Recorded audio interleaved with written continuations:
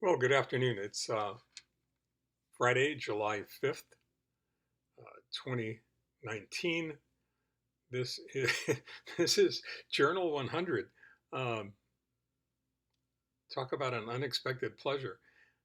This is Journal 100, and that means it's T+94, which means that we're getting ready to pack up and think about the next part of this adventure. It's really interesting. I just got off the telephone with a really dear friend of mine who runs a coaching consulting company in the automotive industry that I've been involved with for some time. And he's become really a dear friend. And I know people don't refer to friends that way anymore, but I'm not sure I know any other way to do it. And he had sent me a copy of a keynote address that he had delivered at the annual conference that he calls for members of the company uh, that he started and operates today. And it was really, it was, it was delicious. It was a delight because it was information that was so timely and so powerful. I mean, life changing in many ways.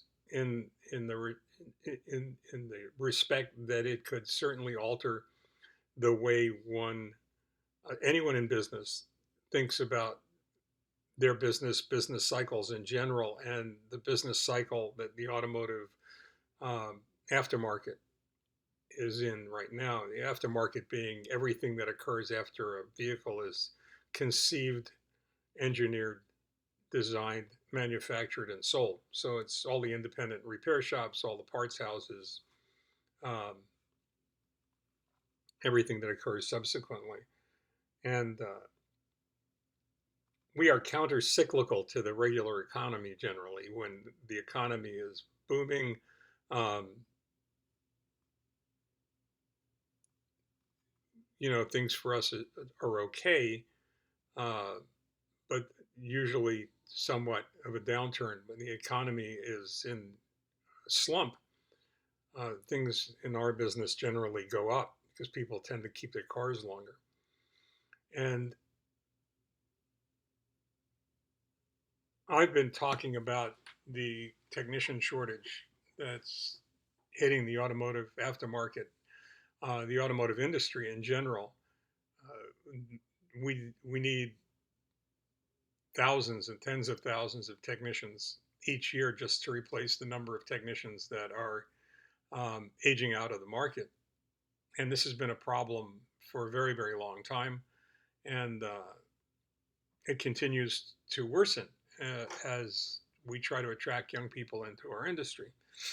Um, One of the things that he talked about was the difference between uh, satisfaction or being satisfied in an employment position and being engaged in that position. One of the things that's interesting about that is for years and years, the seminars that I created and delivered across the United States to automotive professionals, especially dealing with customer relations issues for shop owners and managers, was the idea of satisfaction versus loyalty. And that's a really interesting dynamic because while most customers would or could be satisfied with the choice they've made in automotive service, the question really is how loyal are they? Are they likely to switch? Would they be likely to switch if they were, enticed with a sweet enough carrot? Uh, and what do you do to build loyalty? What do you do to create that level of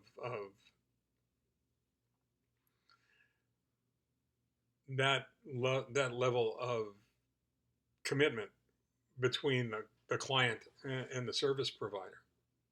And it's one of the ways that you differentiate yourself from everybody else.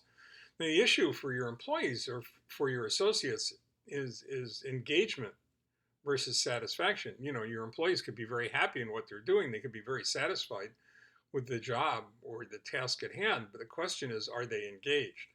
And if they're not engaged, how easy it is for them to become disengaged and start looking for someplace that they're going to find to be more satisfying, um, and give them greater growth opportunities, someplace where they're going to be listened to, someplace where they're going to be um, participating and feel like an equal in accomplishing the goals and objectives of the company. Now, you're probably wondering, what the hell does that have anything to do with what you started this blog for in the first place, which was talking about the journey that you're embarked upon trying to get well as you go through the stem cell bone marrow transplant. But it has a lot to do with it, really, um, because to a large degree, this whole idea of engagement is critical if you're going to get through this with uh, any degree of success. You have to remain engaged in your own treatment. You have to remain engaged uh, in everything that's going on around you. You have to be so engaged that you're actually in partnership with the health professionals that are working diligently to get you better, to help you survive. I guess that's the difference between being satisfied with your treatment and being engaged with your treatment uh, to some degree.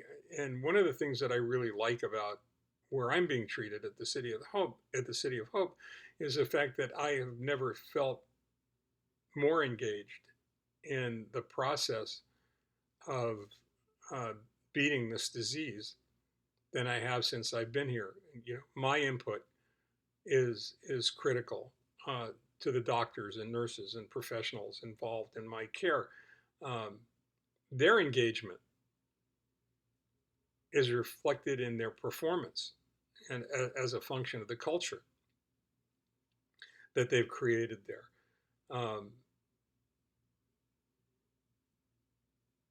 So this whole idea of engagement, this whole idea of participation, this whole idea of differentiation all become critical components and I think in a successful treatment program. And to a large degree, I think it's been responsible for the success that I've had. Um, Obviously, there's a component of this that's beyond anybody's control, and that's whether or not your body's cooperating.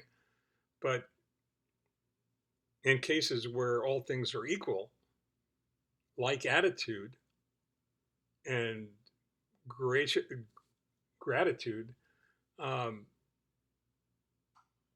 it could make all the difference in the world. It could make the difference between success and a really good outcome and an outcome that's not quite as desirable. So I think that's something that we probably all can relate to. We've all been in some situation where we've been dealing with someone who's not engaged, and we know how frustrating that is.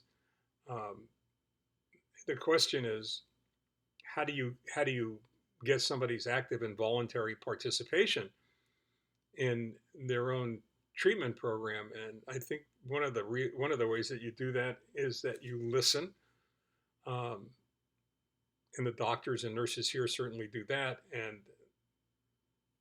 the other is that you act upon what you've heard, um, which presupposes a level of engagement on the other side as well. So I think that's something to think about. I mean, we've all had kids that we felt at some point or other were not engaged. We've all had doctors we felt were not engaged. We've all had employees, or some of us have had employees we felt were not engaged. And the question has to be, what do you have to do in order to go ahead and increase the level of engagement uh, in order to get the desired result? And I think to some degree you need to know what's motivating that other individual, the person that you're trying to get engaged. And in many cases, it has to do with understanding what's motivating you. So I think that's something to think about. I know it was something for me to think about when I got off the telephone, and it was something I wanted to share. So till tomorrow, stay well, take care. Uh, Look forward to talking to you again. Bye bye.